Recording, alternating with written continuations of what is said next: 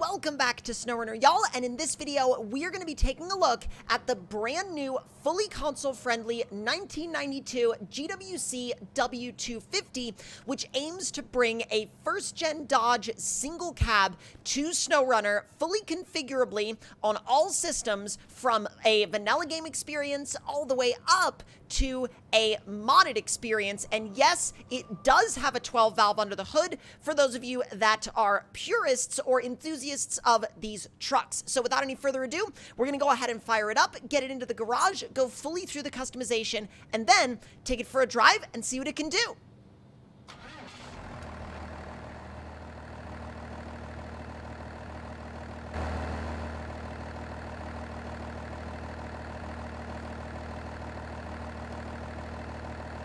The interior looks amazing, especially with both gear sticks down there for the transmission and the transfer case. Let's see how it sounds when you give it some beans.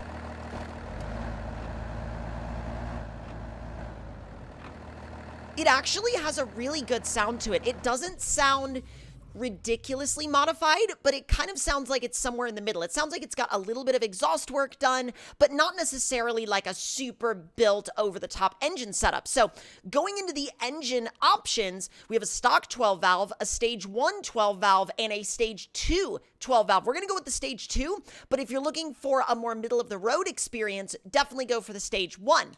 So let's go ahead and throw that in there. And now, gearbox-wise, we have pretty much the standard Glitchworks fare. We have the 5-speed default, 6-speed highway, and 4-speed off-road. For this, I think we're going to go with the 4-speed off-road. Now, suspension-wise, you have normal height, you have medium, and then you have the high suspension. Now, really, your choice here is entirely going to depend upon what you plan on doing with the truck. So we're going to test it in a variety of environments, and so I'm going to go for the high. But again, it's all up to whatever your particular purposes for the truck are. Now, tires.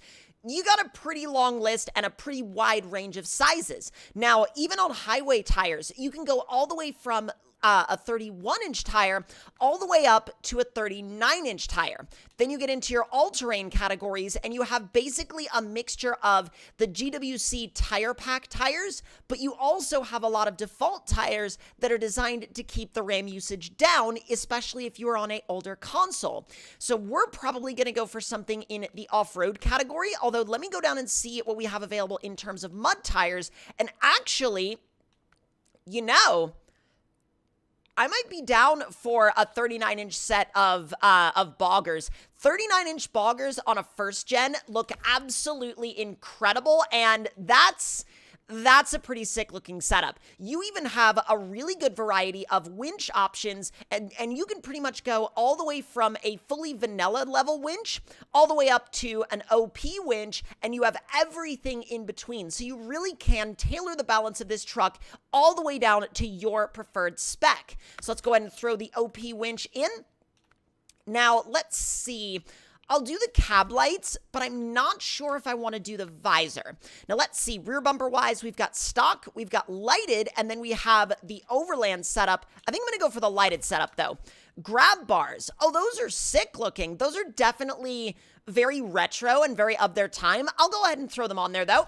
Now, fender flares, you can go for them if you want to. I won't be going for those, but again, they are an option, a good one at that.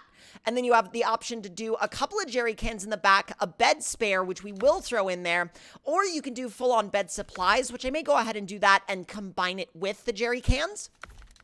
And then you also have a retro-style roll bar, top-mount toolbox, and an in-bed toolbox, which actually, I dig the in-bed toolbox. Let's go ahead and run that.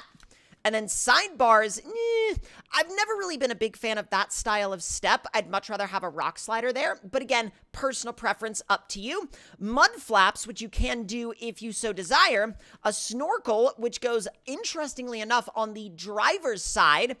And then front bumper options-wise, you have stock, brush guard, and then a fully lighted, basically a massive, like, brush guard bull bar combination with an integrated winch and tow hooks.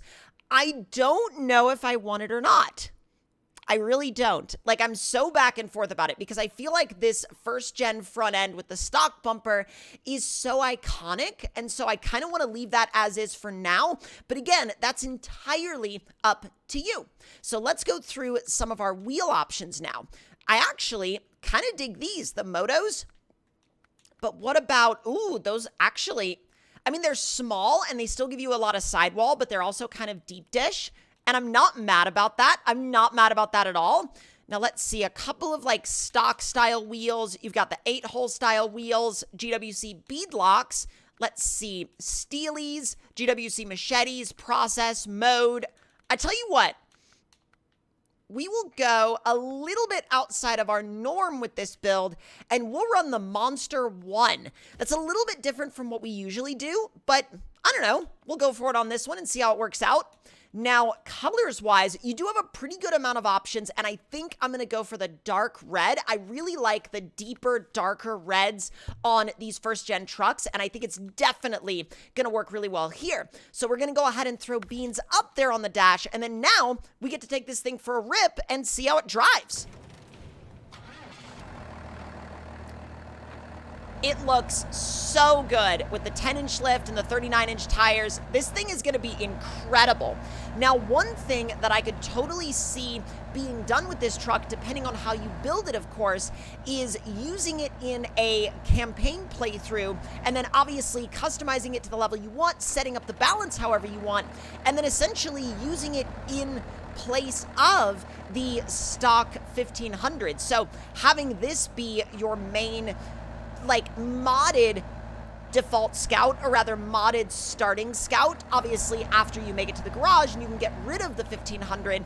But for those of you that really always wished you could go through SnowRunner from almost the very beginning in a first gen, you can do that now, and pretty much on any system, so long as it's got all of its updates approved for console, you are good to go with this thing.